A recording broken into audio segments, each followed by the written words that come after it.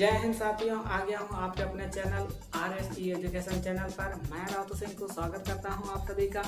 आज की इस छोटे से वीडियो में हम लोग समझते हैं कि ये जो चैप्टर 5 NCERT 10th क्लास का मैथ है, इसमें हम लोग समझते हैं कि क्वेश्चन 4, 5 और 6 क्या है।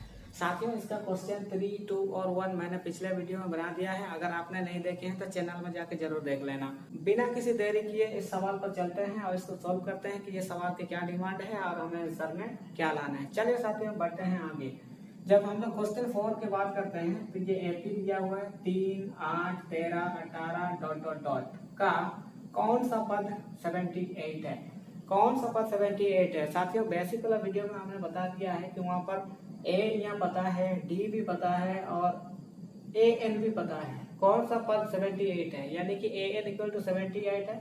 हमें निकालना क्या है, कौन सा पद है ना, टर्म पूछा है ना। टर्म क्या होगा, N होगा, यानी कि N निकालना है। ये सारा एक्सरसाइज 5.2 हमारा एक ही फॉर्मूला पर बेस होगा। वो फॉर्मूला कौन सा हो रहा है, AN equal to A plus N minus 1D। साथियों याद आ रहा है कि नहीं? जो लोग वीडियो देख चुके हैं पुराना, यानी कि पिछला वीडियो को अच्छी तरह से समझ रहे होंगे। आई होप कि ये 5.2 जो एक्सरसाइज है ये सारा AN equal to A plus N minus 1 into D formula पर बेस है। साथियों, इस AP में से क्वेश्चन 4 को जब सॉल्व करते हैं तो इस फॉर्मूला पर बेस होगा। इनमें से हमें क्या क्या गिवन है साथियों बताइएगा हमको। A इक्वल टू, यानी कि पहला पद 3 है। D इक्वल टू कितना है, D कैसे पता चलेगा, A2 माइनस A1, यानी कि दूसरा पद में से पहला पद घटाएंगे। A2 कितना है, 8 है और A1 कितना है, 3 है। तो 8 में से 3 घटाएंगे तो 5, यानी कि D इक्वल टू इतना है।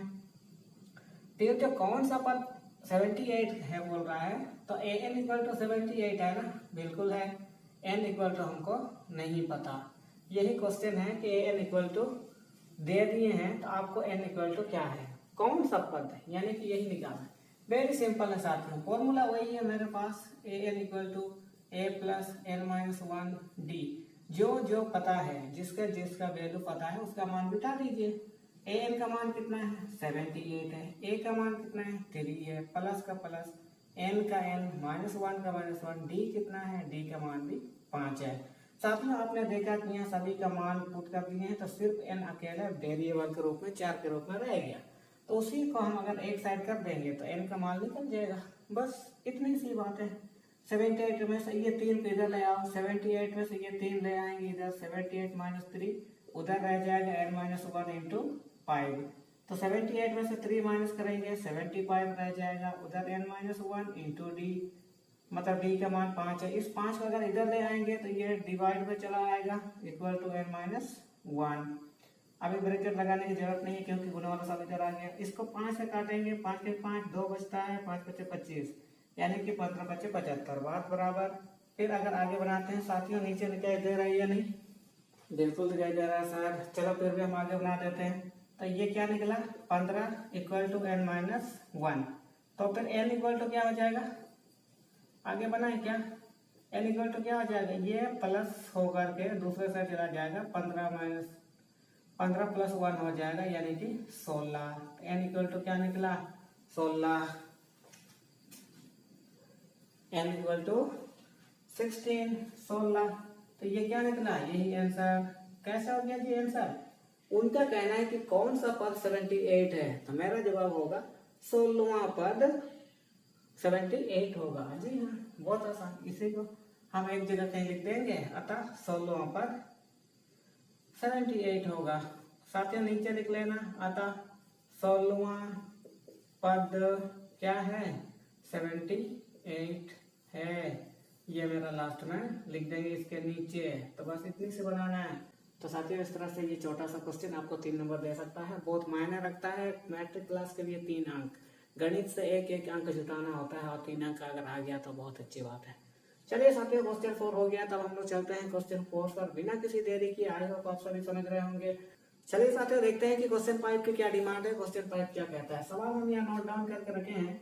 निम्न समानांतर श्रेणियों में से प्रत्येक श्रेणी में कितने पद हैं, कितने पद हैं। यहाँ भी N ही निकालना है ना, कितने पद हैं, लेकिन N ही निकालना है, ये बात सही है। लेकिन यहाँ पर जो अंतिम जो पद दे के रखा है ना, अंतिम पद है, तो यहाँ पर पदों की संख्या भी लिमिटेड हो गई। यहाँ पर तो हमें 78 कौन सा पद है, तो 16वां पद है। इसका मतलब ये नहीं कि इस एपी में सिर्फ 16 ही पद है, इस एपी में और भी एपी होंगे, लेकिन 16वां पद 78 होगा। बस क्वेश्चन इतना ही था। इसमें अंतिम पद हमको पता है, यानी कि ये किस प्रकार का एपी है, परिमित एपी है, फाइनाइट एपी है ना, पढ़े थे ना बेसिक वाला में, फाइनाइट एपी। तो इस फाइनाइट एपी में टोटल कितने पद हैं, कुल कितने पद हैं, और इसमें कितने पद हैं, तो निकालेंगे हम लोग। यहाँ भी n निकालेंगे, लास्ट वाला पद पता है a n इक्वल टू, है ना। एक नंबर पहले सॉल्व करते हैं क्वेश्चन। सॉल्व करने से पहले हमें जो दिया हुआ रहता है उसे लिख लेना जरूरी है। a इक्वल टू 7 है, d इक्वल टू कितना है, d को अच्छा फॉर्मूला पहले लिख देते हैं, a2 माइनस a1। ये कौन सा फॉर्मूला है, अरे ये वही दूसरा पद माइनस पहला पद। a2 कितना है 13, 13 में से अगर 7 घटाएंगे तो कितना बचेगा, 6 बचेगा sir, very good. d equal to 6 बच गया। और क्या पता है आपको, सर हमको an पता है, क्या an 205 पता है, nवां पद 205 पता है। an यहीं से हमारा सोल्यूशन यहीं से निकल जाएगा कि an इक्वल टू 205 है, तो उनमें से हमारा n कौन सा पद में 205 आएगा, तो वो जो पद होगा वही तो पदों की संख्या टोटल होगी, क्योंकि ये जो 205 है ये अंतिम पद है। तो इस यहाँ से जो n का मान निकलेगा वही मेरा कुल पदों की संख्या होगी। इसलिए an इक्वल टू हम क्या लिखते हैं, फॉर्मूला वही a plus n minus 1 into D. an का मान मिटाइए इधर 205, a का मान मिटाइए 7, n माइनस 1 को रहने दीजिए, d का मान मिटाइए 6। कोई दिक्कत नहीं सर, सब के सब दिया हुआ है, उसका मान मिटा दिए हो। अब n को एक तरफ करो, n को अलग करो, 7 को इधर जब ले आया 205 में से 7 घटेगा, n माइनस 1 हो जाएगा गुना 6। साथियों जब 205 से 7 घटाएंगे तो 198 बचेगा यहाँ, और इधर हो जाएगा n माइनस 1 गुना 6। अब इस 6 को इधर साइड ले आओ, 198 बट्टा 6, तो उधर हो जाएगा n माइनस 1। 6 से इसको काटेंगे, क्या ये कटेगा, 6 तिया 18, एक बचेगा 18, जी हाँ कटेगा, 6 तिया 18, एक बचा, 6 तिया 18, तो क्या निकला यहाँ 33 इक्वल टू n माइनस 1। तो n को अगर इसी साइड रखते हैं और ये को प्लस 1 इधर ले आते हैं, 33 प्लस 1, तो फाइनली हमें क्या मिल जाएगा, n इक्वल टू 34। ये 34 क्या बताता है, ये 34 बताता है कि ये जो अंतिम पद 205 है ना, वो 34वां पद है। 34वां पद 205 है और 200 पद अंतिम पद है, यानी कि यही मेरा अंतिम आंसर होगा।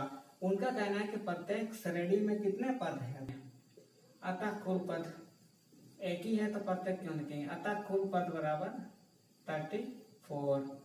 अगर इतना ना भी लिखते हैं तो यही मेरा आंसर हो जाएगा। समझ में आना चाहिए, है जैसा सवाल वैसा जवाब।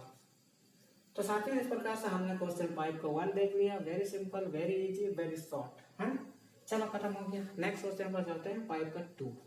5 का 2 नंबर में क्या कहता है, इसको हम लोग जरा देखें। यहाँ पर भी हम पहले ए चुन लेते हैं। a का मान है 18, d का मान कितना है साथियों, d का मान ये तो निकालना पड़ेंगे, 15.5 है ना, 15.5 में से अगर 18 घटाएंगे तो क्या होगा, अरे बाप रे माइनस में आएगा, जी हाँ आ सकता है। अच्छा एक काम करते हैं, 15.5 को पहले किस रूप में बदल देते हैं, विषम भिन्न के रूप में बदल देते हैं। 15.5 माइनस 18 यही होगा ना, दूसरा पद में से पहला पद, चलो फिर से लिख ही देते हैं, a2 माइनस a1। तो a2 है कितना 15.5, a1 कितना है 18। अब इसको घटाएंगे, कैसे घटाएंगे ना, हाँ घटाएंगे ना, क्यों नहीं। इसको पहले बदल लो, 15 दूनी 30, 31/2 माइनस 18। इसको चलो उस विधि से बनाना पड़ेगा, कोई दिक्कत नहीं है। 2 और 1 का एलसीएम 1, अगर यहाँ कुछ नहीं तो 1 लगा सकते हैं ना, 2 और 1 का एलसीएम, तभी गुना कर देंगे, 3 गुना 31, 31 माइनस 18 दूनी 36।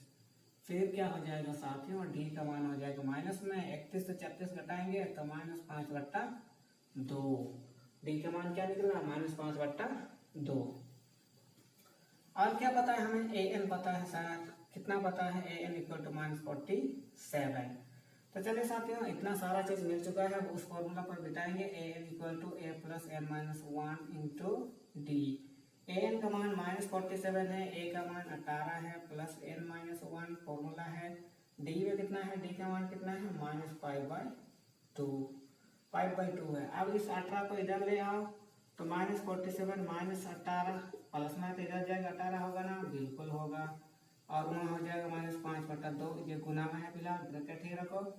माइनस माइनस क्या हो जाता है, प्लस हो जाता है। 7 8 15 हो गया, 4 5 6 हो गया, माइनस माइनस माइनस लगेंगे और इधर हो जाएगा n-1 इंटू -5/2।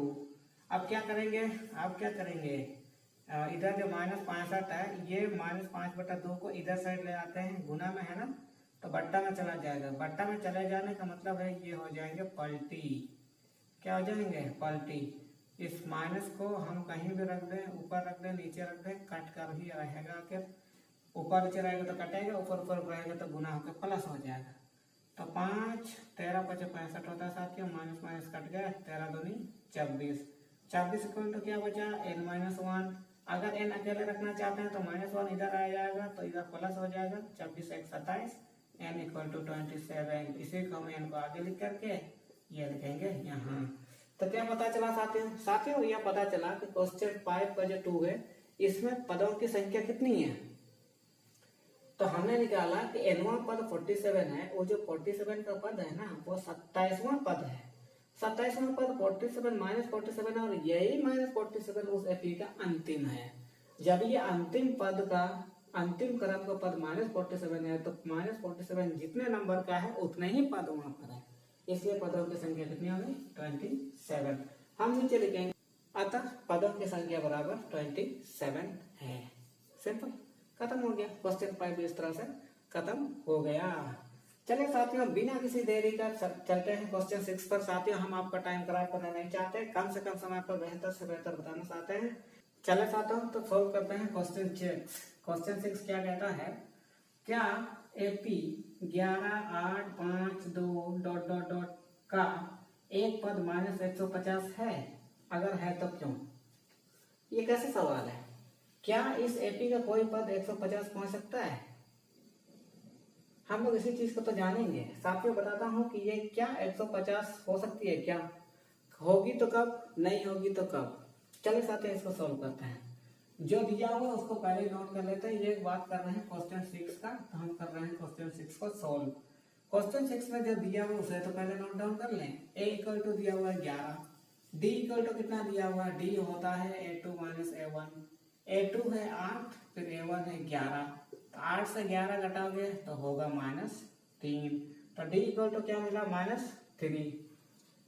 ठीक है साथियों, d इक्वल टू मिला। और इस -150 का क्या करेंगे, इस -50 को मान लेते हैं, माना कि an इक्वल टू -150। सर इसको मान क्यों रहे हो, ये तो दिया हुआ है, ऑलरेडी दिया हुआ है, लेकिन क्वेश्चन फॉर्म में दिया हुआ है। वो कंफर्म नहीं बताया है कि ये n पर 150 है। देख रहे हो ना, क्या एपी का ये कोई पद है क्या।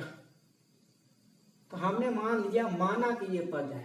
अगर ये सचमुच में इस एपी का कोई पद है -150, तो क्या होगा साथियों, पता है, n इक्वल टू एक पूर्णांक संख्या मिलेगी। पूर्णांक संख्या कभी वट्टा में नहीं होती, पूर्णांक संख्या कभी दशमलव में नहीं होती।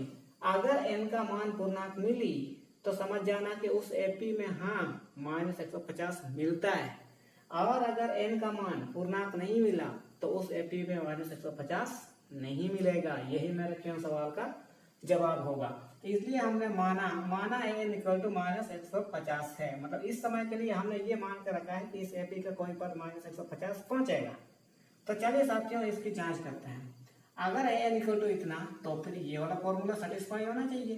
an इक्वल टू क्या, a प्लस n-1 d होना चाहिए ना सेटिस्फाई। यहाँ से d n का जो मान आएगा वो एक पूर्णांक होनी चाहिए। तो an का मान हमने क्या माना, 150 माना। a का मान कितना, 11, n-1, d का मान कितना, -3। फिर से माइनस में इसलिए ब्रैकेट में देना जरूरी। इस 11 को इधर ले आएंगे तो -150 -11 इधर हो जाएगा n-1, फिर हो जाएगा -3। या माइनस संख्या को प्लस हो जाएगा, 0 और 1 1, 5 और 1 6, 1 का 1, तो -61 हो जाएगा। n-1 और इधर हो जाएगा -3। अब इस -3 को इधर ले आओ, -161 -3 बराबर n-1। माइनस तो कट जाएंगे। देखिए साथियों, अब क्या 3 से ये कटेंगे, 6 7 8, ये 161/3, यानी कि ये 3 से ये कटेंगे नहीं। जब ये कटेंगे नहीं तो चले इधर हम आगे बनाते हैं। आगे बनाते हैं कि ये 161/3 है और उधर साइड में n-1 है। अगर इस +1 को हम इधर ले आते हैं तो क्या होता है 161/3 + 1 = n। इसको जरा सॉल्व करके देखो। 161 प्लस ये 3 से गुना हो जाएगा, 3 3 3 नीचे होगा 3 = n। फिर आगे बनाओ, चलिए साथियों जैसा जगह हो रहा है वैसे बना रहे हैं। 161 में 3 जोड़ेंगे तो 164, नीचे होगा 3 = n। क्या ये कटेगा 3 से पूरा? 3 × 5 = 15, 1 बचा 14। कटा क्या? नहीं कटा। कटा क्या? नहीं कटा। तो n का मान पूर्णांक मिली? नहीं मिली। n का मान जब पूर्णांक नहीं मिलेगी तो वो फिर इस एपी का ऐसा कोई पद नहीं होगा। 150 के बदले में हो सकता है 148 हो, 149 हो, 151 हो या 152 हो, लेकिन 150 तो उसका कोई पद में नहीं होगा।